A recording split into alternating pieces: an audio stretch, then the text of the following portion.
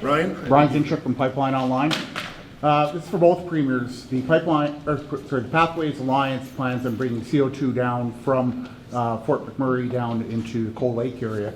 Saskatchewan's been doing CO2 enhanced oil recovery in Weyburn since 2000. We've been doing it for 24 years. We've also been doing it around the Edam area since at least 2008, with Husky having done that. Why aren't we using that CO2 for enhanced oil recovery instead of just geological storage? Well, because the federal government won't allow it. Under the federal government carbon capture credit, they've specifically excluded enhanced oil recovery. Now, we haven't. We brought through a credit that allows for it to be used for enhanced oil recovery, and we'll continue talking with the federal government to try to get them to be reasonable about it. But I think you're quite right. The fact that they have the industry has already found a use for CO2 that has a productive value to it, and gives the ability to enhance production and have a revenue stream associated with it. That's the kind of thing that you're looking at being able to see more of. Saskatchewan's ahead of us.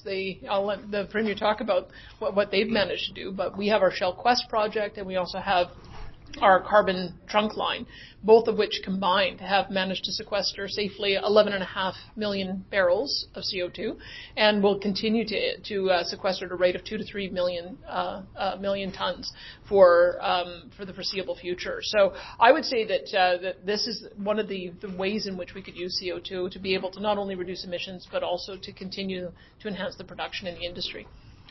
And I would agree with everything Premier Smith said, and I would just say, this is really quite a travesty, actually, that there isn't at least a split rate on how you are going to use the CO2. It makes our nation and the industries the players that are operating in our oil and gas industry in Canada uncompetitive with just those on the south side of the 49th parallel in the U.S., where they have the 45Q and the split rate program, of which we're familiar with because, as Premier Smith said, and you did in your question, we have an active enhanced oil recovery field down in the Weyburn-Midale area where they're utilizing not only the carbon off of our coal-fired Boundary Dam 3 plant, but that isn't enough carbon for them to satisfy the carbon, the enhanced oil recovery opportunity that they have. So they're also purchasing carbon dioxide, American carbon dioxide, from the gasification plant in North Dakota, built a pipeline up into Canada, and they're sequestering not only our Canadian CO2 but American CO2 in that field. And I would say that the companies that are involved in that are, one, largely is the only net zero oil company that's operating in Canada and likely,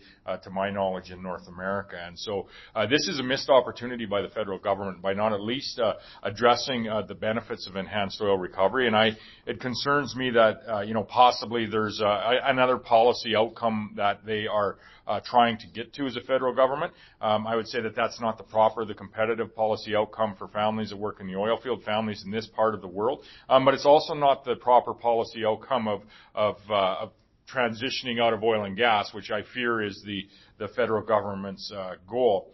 It's not the right outcome for energy security in Canada and North America, nor is it the right outcome for global citizens when we actually have the opportunity to have proper policy in place and provide even more sustainable and ethical oil and gas to people on Earth. And I think that is the travesty of the entire situation, and it's a missed opportunity. It's one that might be corrected after the next federal election.